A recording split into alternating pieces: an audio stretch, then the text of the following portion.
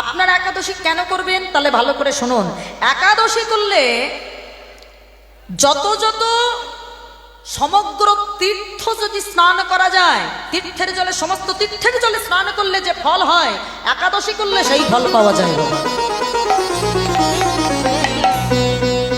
বড় বড় যারা যজ্ঞ করতো আগেকার দিনে, বড় বড় যে যজ্ঞ করলে যে ফল পাওয়া যায়, আপনি যদি একাদশী ব্রত সঠিকভাবে পালন করেন সেই যজ্ঞের ফল আপনি পাবেন। হ্যাঁ, যারা দেখবেন অনেক দানী ব্যক্তি প্রচুর দান ধ্যান করে, দান করলেও একটা পুণ্য ফল আছে বাবা। এই দানের যে পুণ্য ফল পাওয়া যায়, কেউ যদি একাদশী ব্রত করে সেই ফলটা কিন্তু মেলে। এবার ভাবুন আপনি একাদশী করবেন কি করবেন না। ভগবানের জন্য তো কিচ্ছু করেন না, একটু চেষ্টা করতে হবে করার বাবা। তবে অনেক সংসারী মানুষ অনেকে বলে, দেখো একাদশী করতে পারি না, সংসারে ব্যস্ত থাকি, বা আমার একাদশী করলে শরীরের অনেক প্রবলেম আছে, আমাদের গ্যাস হয়, আমার প্রেশার লো হয়ে যায়, না খেয়ে থাকতে পারি না, কি করে একাদশী করব? না খেয়ে কেউ তো কোথাও বলেনি যে একাদশী না খেয়ে পুরো করতে হবে। যারা পারেন নির্জলা একাদশী তারা পারবেন, আর যারা পারেন না কি করবেন শুনুন মায়েরা। একাদশীর আগের দিন নিরামিষ আহার করলেন, যারা আমিষ আহার করেন তাদের ক্ষেত্রে বলছি, যারা নিরামিষ আহার তারা তো ঠিকই আছে, আগের দিন নিরামিষ আহার করবেন। আর যেদিন একাদশী মানে দ্বাদশী যুক্ত একাদশী, মানে 29 তারিখ, এই জানুয়ারির 29 তারিখে দ্বাদশী যুক্ত একাদশী সেই দিন পালন করবেন। আর দ্বাদশী যুক্ত একাদশীতে কখনোই তুলসী পত্র কিন্তু তুলবেন না।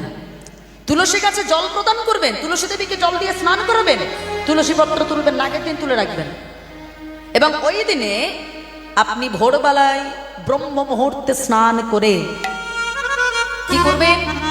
ভগবানের পূজার্চনাদি করে তার সেদিন যতটা পারবেন মুখে যেন কোনো কুকথা বলা যাবে না, কোনো কু আচার বিচার চলবে না, কাউকে কোনো কটাক্ষ করা যাবে না, খারাপ কথা বলা যাবে না, তাহলে একাদশীর ফল সব নষ্ট হয়ে গেল বাবা। হ্যাঁ, সেই দিন কি করবেন? দুপুরবেলা যখন 12টা পার হবে ফলাহার করবেন, মানে ফল আহার করতে পারেন, বা 5 রকমের যে সবজি সেই ব্যঞ্জনাদি তৈরি করে রন্ধন করে সেবা করতে পারেন। তবে খবরদার আটা খেতে যাবেন না, যে আটার তৈরি কোনো জিনিস খেয়ে নিলাম হয়তো হয়ে যাবে, হবে না, তাহলে সেটা আটাদশী হবে, একাদশী হবে না বাবা। হ্যাঁ, আটা খাবেন না সেদিন।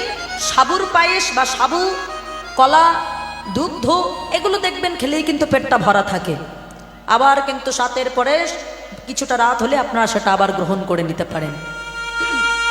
তারপরের দিন আবার ব্রহ্ম মুহূর্তে স্নান করে নিলেন, আপনার পারণার সময় মতো আপনি ভগবানের চরণে পুজো দিয়ে, নিয়ম আছে মহাপ্রসাদ খেয়ে তারপরে পারণ ভঙ্গ হয়, কিন্তু মহাপ্রসাদ আপনি পাবেন কোথায় বাবা?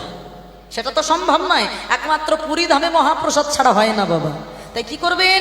ভগবানের চরণের তুলসী পত্রটা ভক্ষণ করে আপনি কিছু একটা খেয়ে নিলেই আপনার পারণার সময় মতো হয়ে যাবে বাবা। বোঝা গেল? চেষ্টা করবেন, একাদশী করবেন। এবার যদি বলেন আমি সব একাদশী পারি না, আমাদের বছরে কটা একাদশী আছে? 24টা একাদশী। তবে যে বছর মলমাস পড়ে সে বছর কিন্তু 2টো একাদশী পারে বাবা।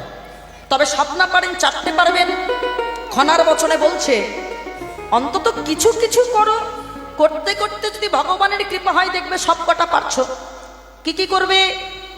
4টে একাদশীর নাম বললো, ভালো করে শুনেন মায়েরা। যারা মনে করছেন একাদশী শুরু করবেন উৎপন্ন একাদশী থেকে করতেই পারেন, আর যারা ভাবছেন শুধু 4টে করবেন তাহলে সেই 4টের নাম: শয়ন, উত্থান, পাশ মোড়া, তার মধ্যে ভীমে ছোড়া।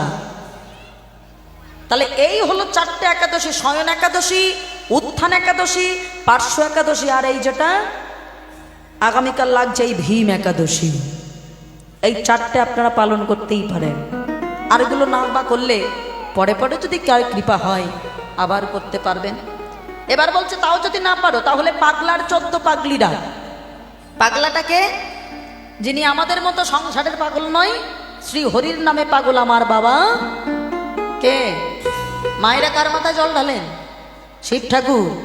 ওই পাগলার মাথায়, মানে ভোলানাথের মাথায় সামনে আসছে শিব চতুর্দশী, তার মাথায় জল ঢেলে তিথিটা পালন করতে হবে শিবরাত্রির দিন।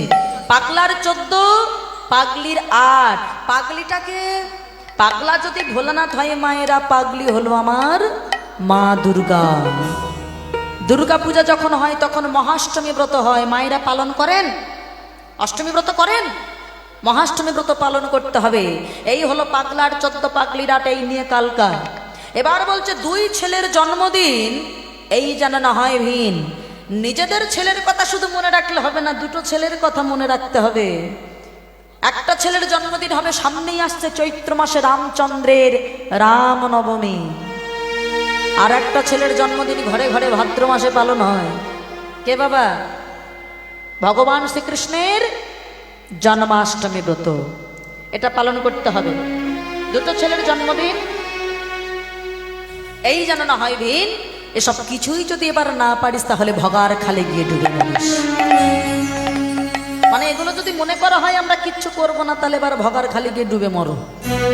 হ্যাঁ, যদি বলো না ওসব একাদশী টসী কেন, কোনো কিচ্ছু করতে পারবো না, উপোস টুপোস আমাদের দ্বারা হয় না, শুধু খাবো দাবো আর ঘুমাবো, এটা যদি কেউ আমরা মনে করি, যদি আমরা ভাবি ধর্মকর্ম আমাদের দ্বারা হবে না, তাহলে আর একটা কৃপা হবে, বছরে একবার করে হলেও মকর সংক্রান্তির দিনে গঙ্গার জলে গিয়ে একবার তোমরা ডুব দিয়ে আসো। হ্যাঁ, এটা করলে বলে সব তীর্থ বারবার, গঙ্গা সাগর একবার।